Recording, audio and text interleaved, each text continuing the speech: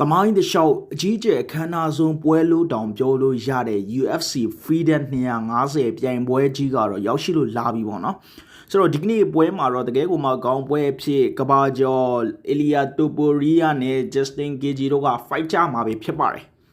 ဒီကနေ့ပွဲကိုကျင်းပရတဲ့အကြောင်းရင်းကတော့အားလုံးသိကြတဲ့အမေရိကန်နိုင်ငံရဲ့250နှစ်မြောက်လွတ်လပ်ရေးနေ့အထိမ်းအမှတ်ဖြစ်တယ်လို့တစ်ဖက်မှာလေဒါ Donald Trump ပေါ့နော် Donald Trump ကဒီကနေ့ဒါအမေရိကန်မှာဆိုရင်ဇွန်လ14ရက်နေ့ပေါ့နော် Sunday ဖြစ်တယ်အဲ့မှာဆိုရင်ညပိုင်းပေါ့လေဒီမှာကျတော့ဒါ15ရက်နေ့မနေ့ဖြစ်နေပြီဆိုတော့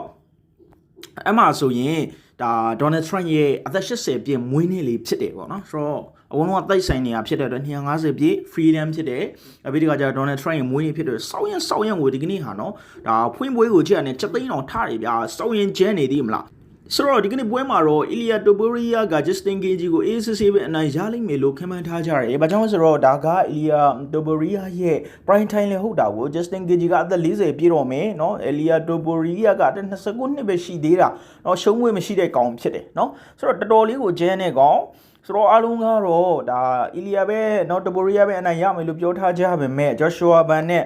ဒါထိုးသက်ခဲ့တဲ့เนาะကျွန်တော်တို့ဒီဂျပန်ကောင် Tesri Taya ဟာဆိုရင်တော့ဖြစ် Justin Gaethje နိုင်မယ်ဆိုပြီးတော့ပြောသွားခဲ့တာဖြစ်တယ်။ဘာကြောင့်လဲဆိုတော့သူက MMA ဘာမှမဆိုဖြစ်နိုင်နေဆိုတော့သူကတိသွားပြီးဟုတ်တယ်မလား Joshua Ban ကိုသူက AC ပဲနိုင်မယ်သူက ground သမားနော် AC ပဲနိုင်ရမယ်လို့တွက်ထားခဲ့ပေမဲ့ MMA ဘာမှမဆိုဖြစ်နိုင်တာဖြစ်တဲ့အတွက် Ilia Topuria လည်းရှုံးနိုင်တယ်ဆိုပြီးတော့သူကတော့ comment ချက်ပေးသွားခဲ့တာပဲဖြစ်ပါတယ်ဗျာ